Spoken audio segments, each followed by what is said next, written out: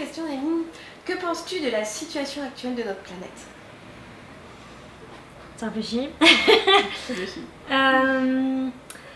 Je pense que notre planète va un peu mal, mais qu'on essaye de faire des efforts pour qu'elle aille un peu mieux. On va dire un peu parce que on ne pourra pas la refaire comme elle était il y a 50 ans, 60 ans ou 100 ans. Ça ne sera pas possible, mais au moins ralentir notre effet néfaste sur la Terre et puis évidemment améliorer les choses pour nos enfants et nos arrière-petits-enfants. Selon toi, quelle serait la clé pour une société plus consciente justement, pour changer les choses? Je pense que pour qu'on soit plus conscient, il faut déjà qu'on s'implique. Aujourd'hui, malheureusement, les jeunes, je trouve, sont trop déconnectés parce que justement, ils sont trop connectés. Et à l'inverse, les adultes, eux, ils sont trop dans leur mode de vie qu'ils ont toujours fait depuis des années. Donc au final, la société elle va à deux vitesses entre les jeunes qui font des choses mais qui ne sont pas en réalité et les adultes malheureusement qui eux avancent avec la société mais parce qu'ils évoluent pas, la société n'évolue pas. Donc en fait je pense que la clé ça serait vraiment que tout le monde s'entende et en même temps aussi que tout le monde s'implique concrètement, fasse des choses et prenne conscience que c'est aujourd'hui qu'il faut le faire et pas demain. Concrètement il faudrait déjà que les gens réfléchissent à leur façon de consommer.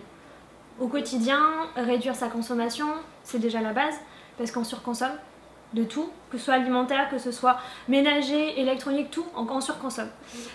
Donc réfléchir à tout ça, avoir vraiment une rétrospection sur qu'est-ce qu'on a vraiment besoin dans sa vie, qu'est-ce qu'on n'a pas besoin et de ne pas le prendre finalement. Et évidemment, après, c'est réfléchir dans sa consommation, je dis bien alimentaire également, de façon que ce soit bon pour ta santé et en même temps de faire un geste pour l'environnement. Comme le vrac que moi je pratique et que j'essaie de motiver les gens à faire. Après, au quotidien, il y a aussi les possibilités de composter ou s'engager dans des associations pour la protection de l'environnement, aller ramasser les déchets, même si c'est pas une solution, mais au moins ça nettoie. Enfin voilà, faire des choses au quotidien, de s'impliquer concrètement pour que toutes les choses avancent.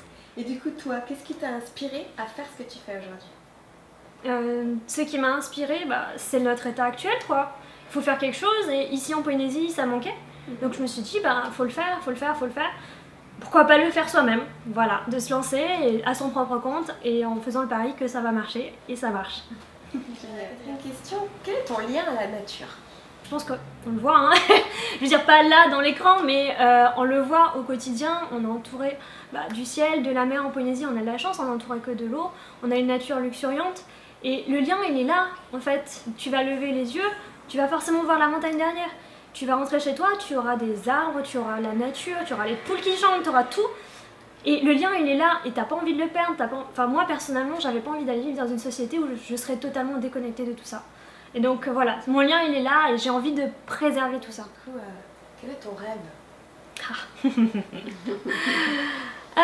Il y a plein de rêves.